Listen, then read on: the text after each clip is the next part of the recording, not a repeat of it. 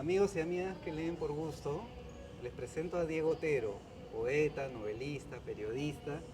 Me da gusto verlo porque hemos conversado en diciembre de 2021 en la pandemia, pues de manera virtual, cuando publicó su poemario El Califato de Lima con álbum del universo bacterial.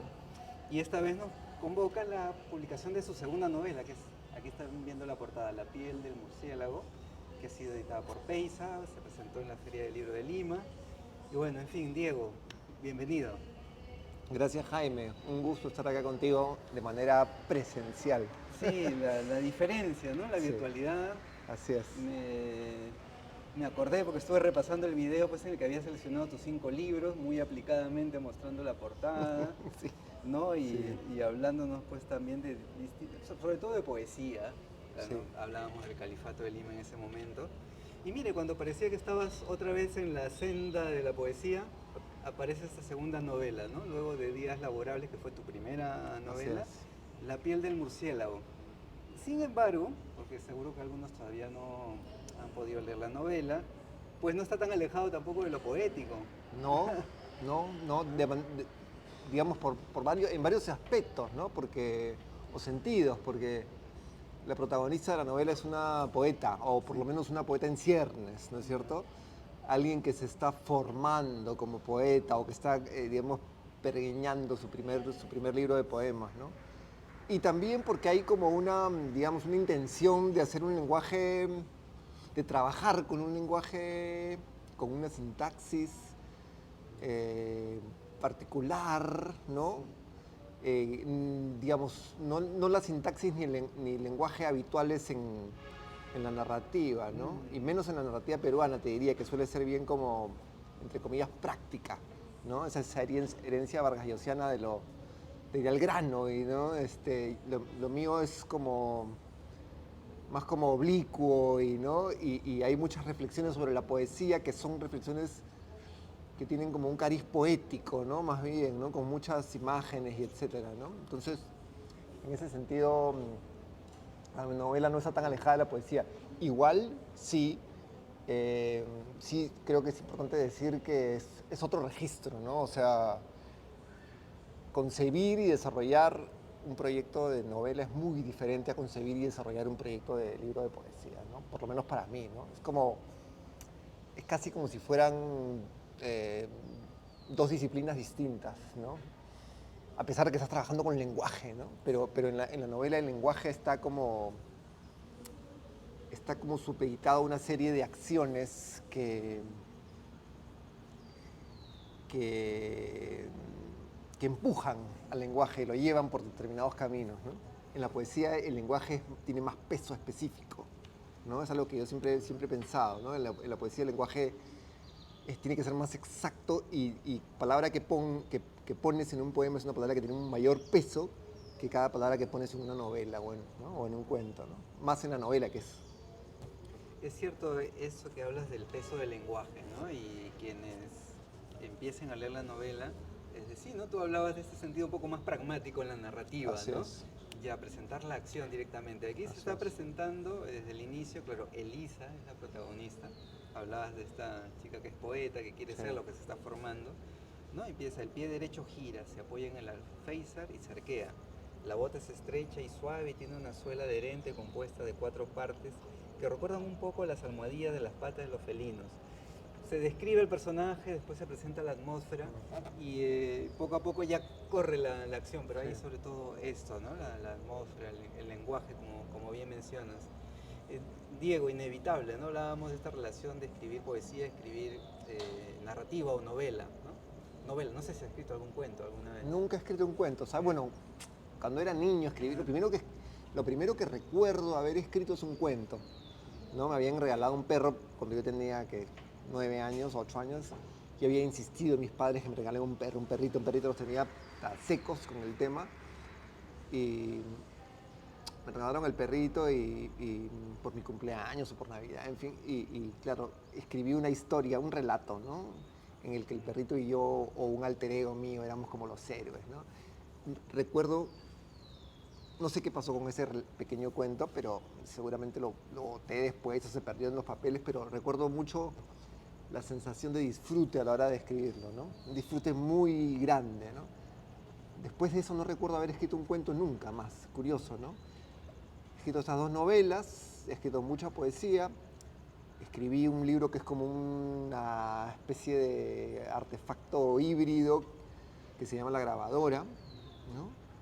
Del cual se está, por cierto, haciendo una película ahora, o empezando a hacer una película, en enero empiezan a grabar.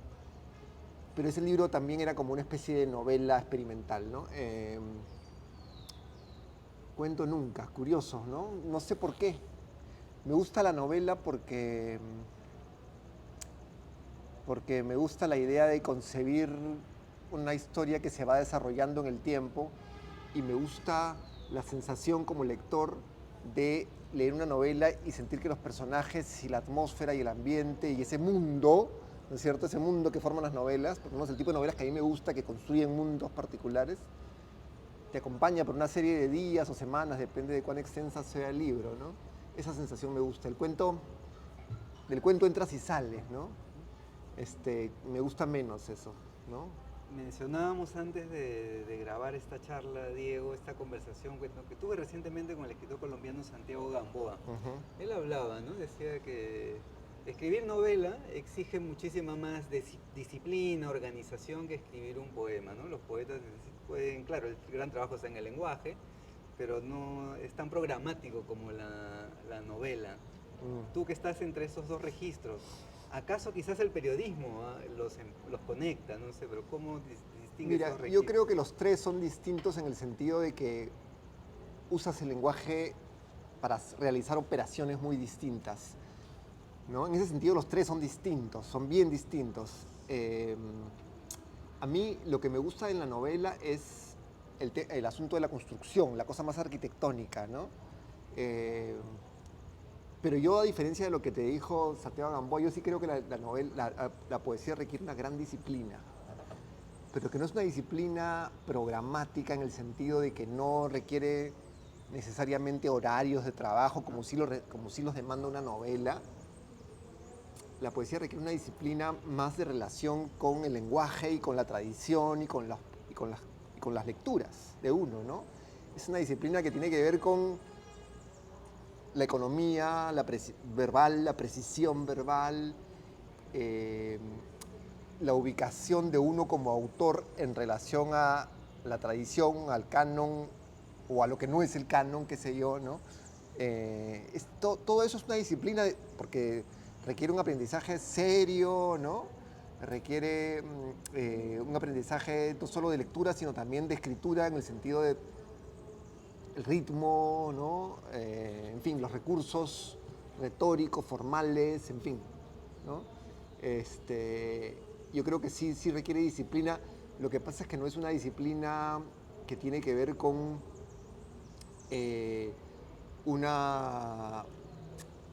necesariamente un horario o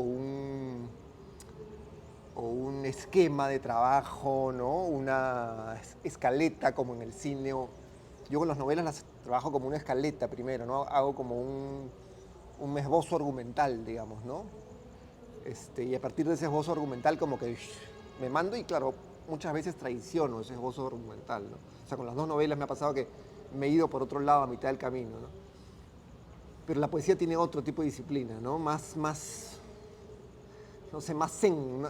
Por decirlo en algún sentido, más como la precisión y una cierta templanza, ¿no? El tono, ¿no? Cada libro requiere como un tono y como conversaba hace un tiempo con alguien, cada vez que uno lee un libro de poesía, se enfrenta a un nuevo poeta o a un nuevo libro, uno tiene que aprender a leer poesía de nuevo, porque cada poeta, cada autor o autora, lo que hace con un libro de poemas es una poética también, ¿no? Y los libros interesantes, digamos, son los libros que están manifestando una poética que ponen entredicho, ¿no? Ponen entredicho y al mismo tiempo por eso aporta, ¿no? A la historia, a la tradición, a lo que se ha hecho antes, a lo que se ha escrito antes, ¿no? A lo que se está escribiendo en ese momento también, ¿no? Entonces, eso es bacán, ¿no? Dicho todo esto, para conversar propiamente ya sobre La piel del murciélago, esta es la segunda novela de Diego Otero que ha salido publicada con Peiza, pues hay una dedicatoria a un poeta muy entrañable como escritor y también como persona, ¿no? Eduardo Chirinos. Sí, Y claro, al inicio no entendía yo la dedicatoria, pero leyendo la novela intuía que quizás es porque Eduardo Chirinos le interesaba mucho hablar o reflexionar sobre la poesía misma y el personaje Elisa reflexiona también sobre lo sí, propio, ¿no? Sobre el quehacer poético, la escritura misma. sí. Eduardo, bueno, Eduardo fue amigo, ¿no? Fue un buen amigo. Te diría que, te diría que durante muchos años o varios años fue, digamos, el poeta de una generación que no es la mía, con quien tuvo un vínculo más estrecho, ¿no? Un vínculo muy como natural, fluido, como muy afectivo, pero al mismo tiempo un vínculo de aprendizaje, porque Eduardo era un maestro nato, digamos, ¿no? Y siempre en las conversaciones, que eran unas conversaciones muy divertidas, porque además era un tipo muy como juguetón y lúdico y simpático, siempre te daba alguna lección, ¿no? Porque además era un erudito, ¿no? Este, y eso de alguna manera inspira algo en el libro, ¿no? Y claro, digamos, otra cosa es que Eduardo se fue lamentablemente antes de tiempo y yo sentía que, digamos, tenía ganas de hacerle un homenaje, ¿no? Me pareció que este era el libro, en fin, no pensé mucho en por qué estaba dedicado a él, sentí que era algo que a él le hubiera resonado este libro, ¿no? Pero sí, él fungió como un maestro para mí en varios sentidos en relación a la poesía, ¿no? Y en relación al vínculo entre los propios poetas, ¿no? Que no es algo, ¿sabes? Que se dé fácilmente, o por lo menos en mi caso no es algo que se haya dado fácilmente. Este, no tengo muchos amigos de otras generaciones con los que pueda entablar. Con las generaciones más jóvenes sí, me parece que están más como interesados en buscar caminos distintos, pero con los mayores no, más bien siento ciertas como reticencias, en fin, ¿no? En cambio con Eduardo hubo una cosa muy rica, muy enriquecedora y muy fluida y sí, me provocó dedicárselo, ¿no? ¿Y por qué seguimos hablando de poesía al hablar de una novela? Es porque hay ahí una historia. Voy a intentar explicarle a quienes nos están siguiendo para que también se interese en leer La piel del murciélago. El personaje es Elisa, es una chica que escribe poesía, que lee poesía. Es más, hay un epígrafe ahí de William Blake y aparece William Blake también en la historia, caso como un fantasma, como una alucinación. Sí. Ya el lector o lectora lo dirá. William Blake hace un cameo y efectivamente uno puede decir que es una alucinación o uno puede decir que es un fantasma, como varias cosas en este libro, ¿no? Que están en esa especie de limbo, de punto de ambigüedad que no sabe si son fantasía, imaginación del personaje o cosas reales, ¿no? ¿Sí? Y Elisa, además de ello, tiene un trabajo, vamos a ponerlo así en otros términos. Un trabajo, entre comillas. ¿No? Le gustan las artes marciales, o ha estudiado las artes marciales, Sí. se ha preparado con una maestra que no solamente es del arte marcial, sino hasta también filosófica, si Así se quiere, es. ¿no? Es una maestra, digamos, que tiene como un discurso de cierto volumen o de cierta profundidad y además tiene una relación muy afectiva con ella, ¿no? Una relación como... De hecho, te diría que la relación más sana de los... O sea, la única relación verdaderamente sana que tiene Lisa, la protagonista, en la novela es la relación con la maestra Lin Yi Kang, ¿no? Que, Sí. las demás relaciones tienen un nivel de toxicidad mayor o menor, ¿no? Con Fabio Fabiani, por ejemplo, más bien ella se ve obligada a trabajar con él porque el padre pues tiene una deuda, por tanto, por la ludopatía, el alcohol, etcétera, ¿no? Eso por un lado, es la historia como que central, el nervio. Pero aparece ahí en contrapunto la historia de este taxista Tino, ¿no? Adicto al sexo, la droga y que tiene un problema ahí con su hermano Miguelito. En fin, ¿no? Y esa narración, a diferencia de la de Elisa, que está en tercera persona, La de Tino aparece en primera. Y yo te decía, Diego, antes como, claro, ayuda quizás a distender un poco, ¿no?, la lectura. Claro, porque yo lector decía, sí, hay muchas reflexiones de Elisa sobre la poesía, ¿no? Sí, sí, Es más, yo había, por sí. ejemplo, en la página 77, por citar algunas, ¿ah?, Ujú. de varias, ella dice, ¿no? ¿Qué significa la palabra eficacia cuando alguien habla de un poema? ¿Qué se hace con el lenguaje o en el lenguaje para que un poema funcione? ¿No será más bien que el lenguaje de la poesía no busca eficacia, sino misterio? Ese doblez pagano de la fe en el que solo resplandece el impulso, el ansia, mientras las convicciones caen desmoronadas. Claro, ¿no? Entonces uno diría, ¿qué hace? No es una sicaria exactamente, pero es alguien que se dedica pues A cosas horribles. sí, que se da espacio para reflexionar sobre poesía, ¿no? Sí, bueno, yo creo que la premisa del libro, digamos, como el punto de partida del libro y lo que me interesaba, el reto, digamos, que me planteé a la hora de pensar en escribir esa novela, era cómo hacer verosímil, cómo hacer que el lector se compre este cuento en el que una mujer tiene una doble vida tan radicalmente diferente, Así es. o cuyos dos espacios, cuyos dos ámbitos sean tan radicalmente diferentes, ¿no? Y tan aparentemente in- imposibles de intercambiar o de conectar, ¿no? Este, en ese sentido fue divertido escribir el libro, ¿no? Pero claro, eh, conforme lo iba escribiendo me di cuenta de que era imposible eh, jugar a mantener estos dos mundos, estos dos ámbitos separados y que de alguna manera me di cuenta de que se empezaban a contaminar, ¿no? De alguna manera la cosa del cuerpo y la cosa de la violencia influyen en la concepción artística, ¿no? En la concepción del universo artístico para Elisa y viceversa, ¿no? Su universo artístico influye en esta cosa de cómo se relaciona ella con las artes marciales y con la violencia y con ese trabajo que es como el de como dices tú, no es una sicaria, pero casi, ¿no? Sí, sí es cierto. Y bueno, está la otra línea ahí narrativa, la de Tino, el Sí, taxista. sí, como te decía antes de grabar, la historia, si la novela fuera una partitura, digamos, la historia de Tino, que es mucho más breve en relación a la historia de Elisa, Sí. sería como un cambio de ritmo, un cambio de melodía, ¿no? El momento en el que hay como una inflexión, ¿no? Y le das un respiro al lector, porque claro, ¿qué pasa? Que la historia de Elisa es una historia, si bien está contada de una manera muy contenida, ¿no es cierto? Es una historia con la que hay bastante violencia y pasan cosas duras, ¿no? Sí. Terribles en algún sentido, ¿no?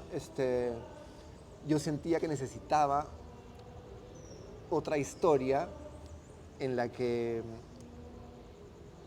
las cosas fueran un poco más livianas, incluso en términos de lenguaje, ¿no? El lenguaje, si tú te fijas bien en la primera persona que cuenta la historia de Tino, que es el propio Tino, tiene un lenguaje más descontracturado y más De juguetón, la calle, ¿no? más de la Sí, calle, con la jerga ajá. limeña, ¿no? Noventera, ochentera.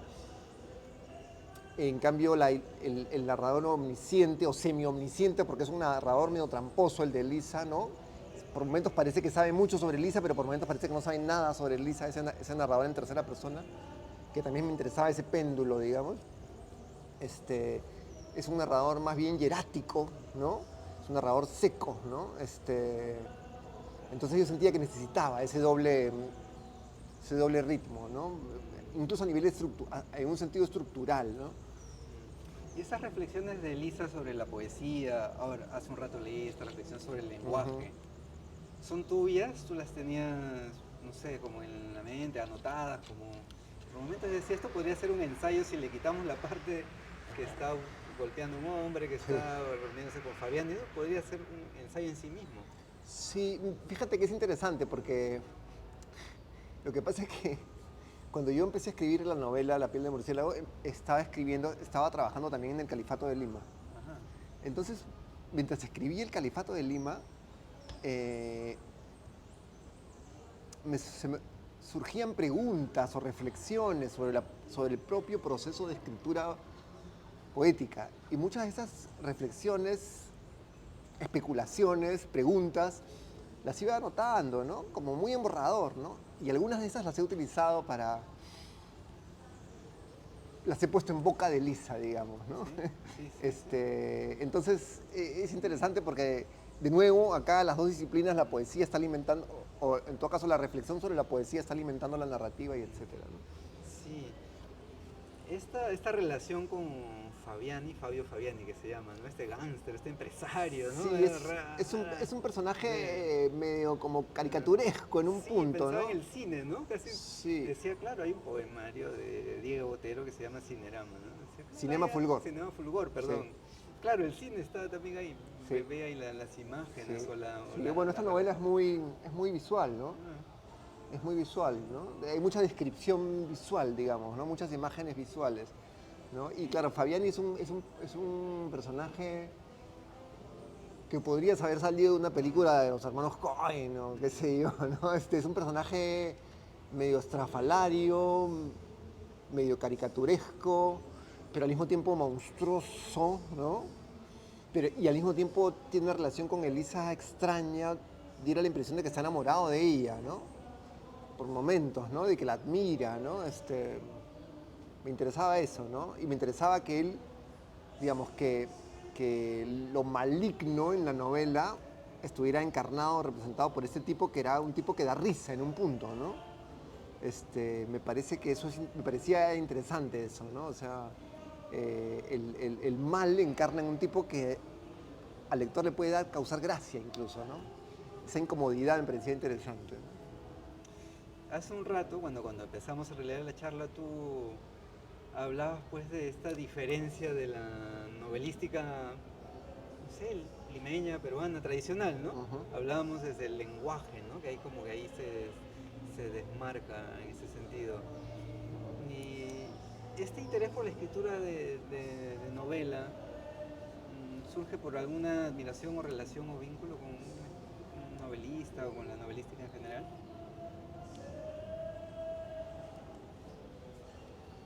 Surge de una manera bien como orgánica, te diría, porque yo siempre a ver, cuando estaba en la universidad escribí muchos guiones porque eran parte de los cursos de la currícula de medios audiovisuales en la que y cine en la que yo me especialicé.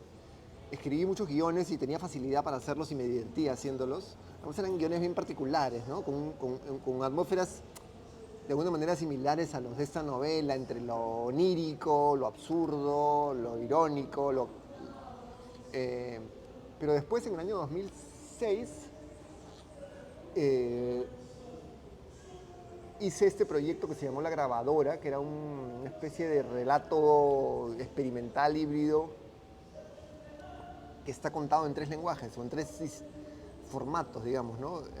Texto, diseño gráfico y música, ¿no? Eso lo hice con dos amigos, un músico y un diseñador, y nos inventamos como un marco, digamos, narrativo, y cada uno desarrolló las piezas visuales, otro desarrolló la música, y yo desarrollé el texto que de alguna manera engloba esos otros dos universos. Y era como una especie de novela fragmentaria, caótica, experimental, pero era una especie de novela porque había personajes y había una historia como medio enterrada, ¿no? Y me gustó mucho la experiencia, porque además la escribí, en esa época trabajaba en el diario, en el comercio, y escribía, llegaba a casa a las 7 de la noche, comía algo y escribía de 8:30, 9 a 12 de la noche, ¿no? Todos los días, y era como, y el libro salió, el texto del libro, digamos, salió en un mes y medio, ¿no? Desde ese momento me quedé como con el bichito de quiero escribir algo más narrativo, ¿no?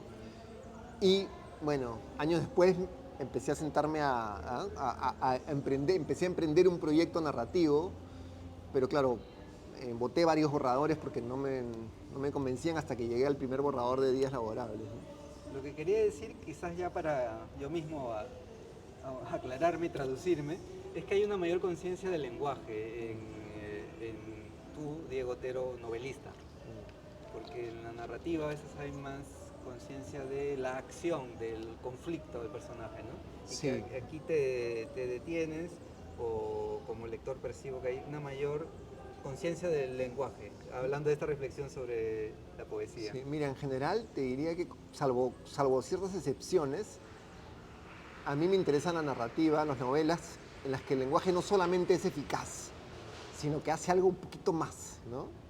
Pienso en Cormac McCarthy, por ejemplo, ¿no? O Dennis Johnson, qué sé yo, o sea, tantos escritores, Proust, en el que el lenguaje es más que eficaz.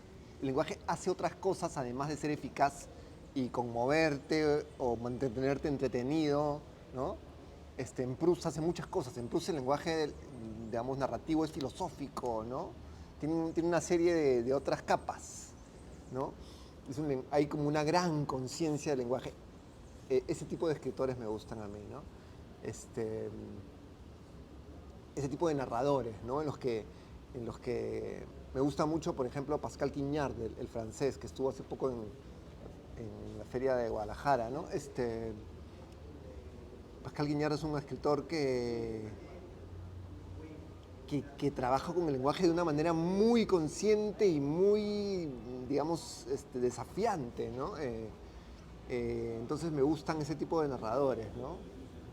Sí, Soledades Misteriosas habías recomendado de él. La solidaridad es misteriosa. Solidaridades Misteriosas. Wow, qué buena memoria. Cuando hablamos de los 5 libros favoritos Sí. la otra vez. Bueno, Pascal Quignard es uno de mis escritores favoritos, ¿no? Sí. De los contemporáneos, digamos, ¿no? Ajá. Sí, es un escritor al que vuelvo siempre, porque además es un tipo que hace novelas, pero también hace unos ensayos muy singulares y pajas. También hace unas cosas como más híbridas, ¿no? Es un escritor muy interesante. Parece que por ahí hay un camino, no sé, que se está insinuando, ¿no?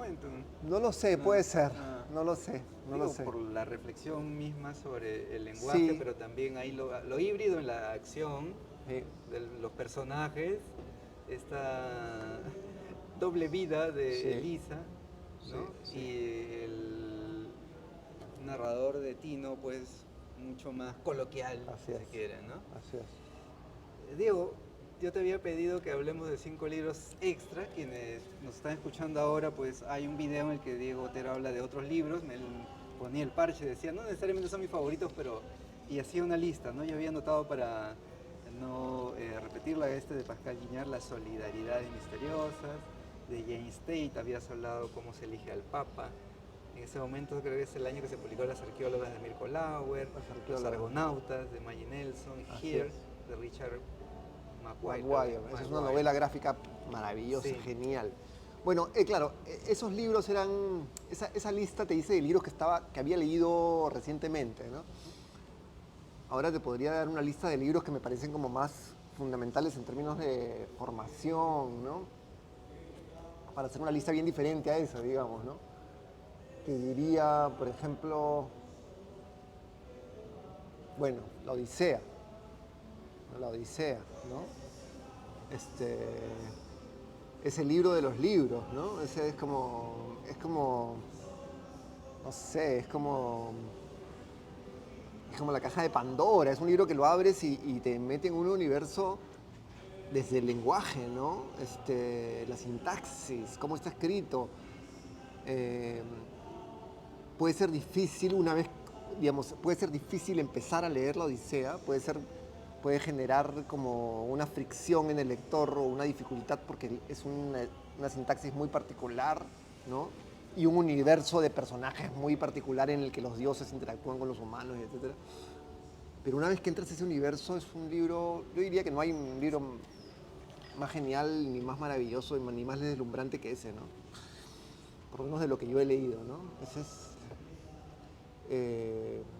Recuerdo que yo en San Marcos llevé literatura griega con Carlos Garayar y fue un curso que me deslumbró, ¿no? Y leí la Odisea en ese momento y claro, me pareció fascinante pero difícil y después la he vuelto a releer ya en mis 30 y claro, me resultó deslumbrante y después lo he vuelto a leer hace pocos años, ¿no? Y siempre le encuentras cosas nuevas, ¿no?